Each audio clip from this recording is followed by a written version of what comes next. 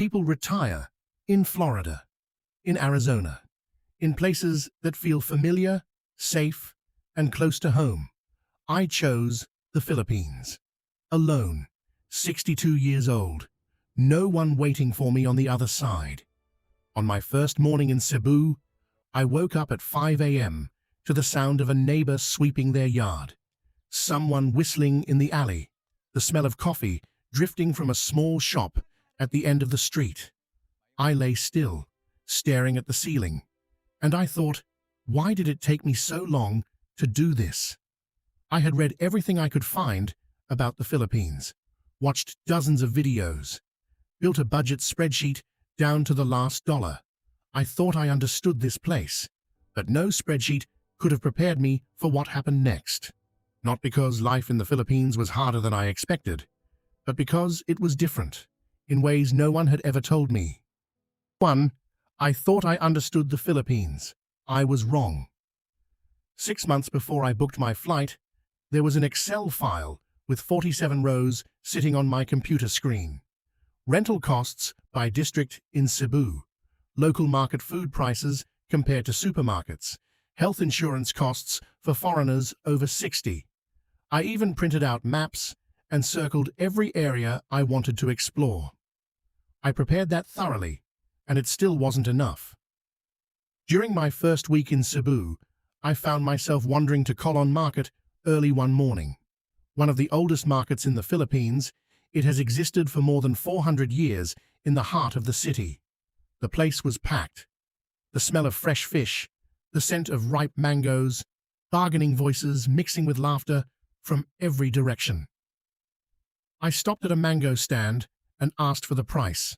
The vendor, a woman named Rosa, probably in her 50s, smiled and gave me a number. I pulled out my phone and converted it to dollars.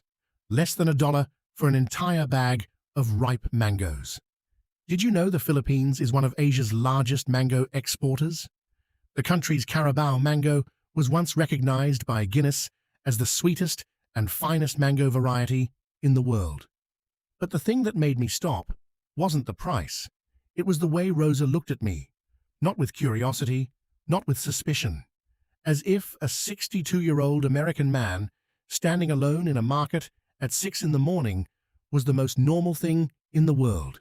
No Excel spreadsheet could have prepared me for that feeling, the feeling of being welcomed without having to explain who you are. 2. English wasn't the barrier. The culture of yes was what confused me. More than 92% of Filipinos can communicate in English, a higher rate than anywhere else in Southeast Asia. Almost every sign, menu, and rental agreement is available in English. Even local TV shows blend English into everyday conversations. Language wasn't the problem.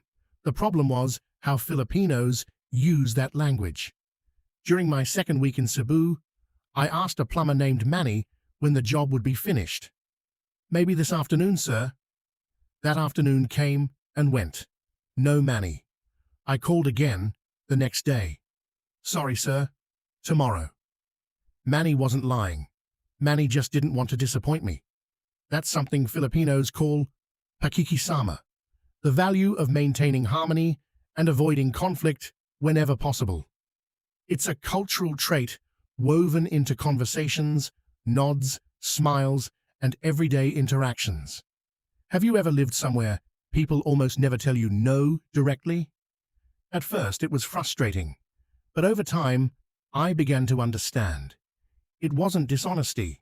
It was a different way of protecting relationships, placing greater value on the other person's feelings than on personal convenience. Manny eventually fixed the plumbing, 3 days later than expected, but he also repaired another small leak he noticed along the way, and he didn't charge me a single extra peso for it. 3. I thought I'd save money, but I ended up spending differently. Before leaving Ohio, the math was crystal clear. The cost of living in Cebu was only a fraction of what it was in the United States. A decent one-bedroom apartment could be rented for around $400 to $600 a month. Meals at local eateries rarely cost more than $3. A grab bike ride across the city center was often less than $1. Mathematically speaking, it was absolutely true. But there's something no one tells you. The money you save doesn't just sit quietly in your bank account. It starts flowing in a different direction.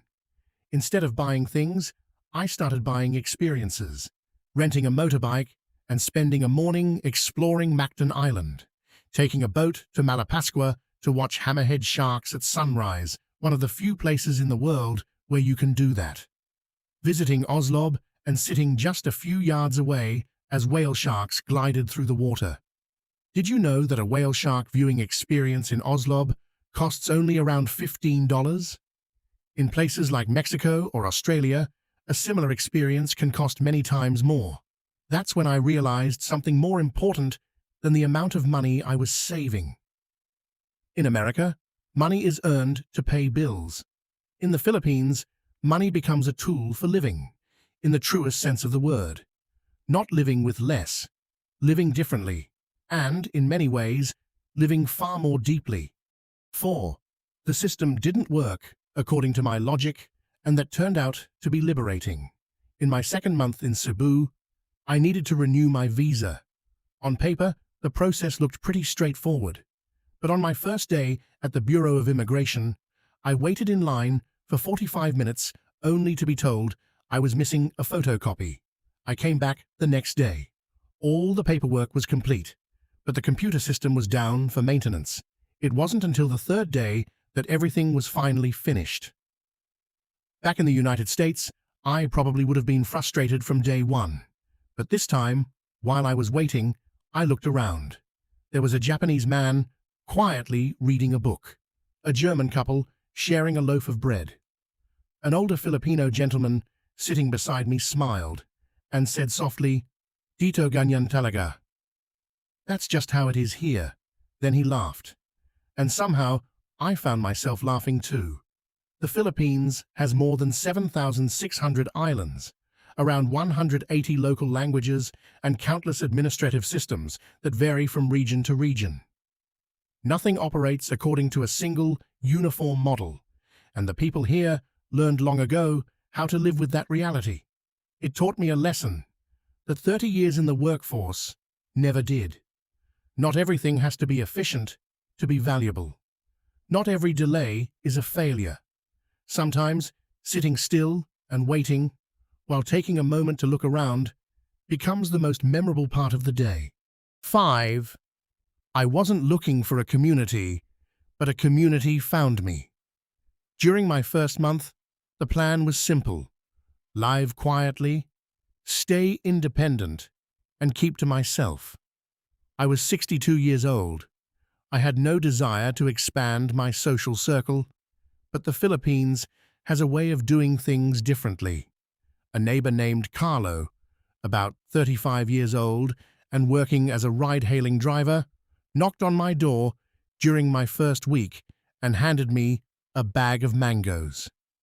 "Welcome to the neighborhood, sir." No small talk, no expectations, just a bag of mangoes. Then Mrs. Naina from downstairs started setting aside dinner for me whenever she cooked too much food. Jun, the security guard, taught me a few basic Cebuano phrases every morning as I passed through the gate. A group of American, Australian, and Canadian expats who met regularly at a cafe near the market reached out to me first, not the other way around. Did you know there are more than 30,000 officially registered foreign retirees living in the Philippines today? The real number is likely much higher, and many of them say the same thing. They didn't go looking for a community. The community formed around them.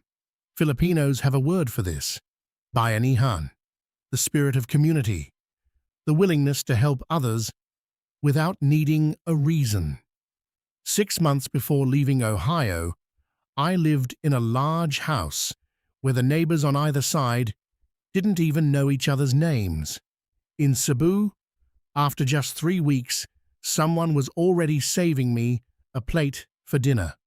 One evening, I sat on my balcony looking down at the narrow alley below. Carlo was washing his motorcycle. Mrs. Nena was chatting with a vegetable vendor. A group of kids were kicking a soccer ball. Beneath the glow of yellow streetlights, my phone buzzed. It was my daughter calling from Ohio. "Dad, are you okay?" I looked down at the alley one more time before answering. "I'm better than I've been in a very long time." 62 years old, alone, 14,000 kilometers from home, and for the first time in many years, I was no longer wondering where my life was headed. The Philippines didn't change my plans. It changed the way I see what truly matters. If you're sitting somewhere right now, staring out a window and wondering whether you have the courage to do it, the answer you're looking for isn't in a spreadsheet or a YouTube video. It's in the first ticket you're willing to book.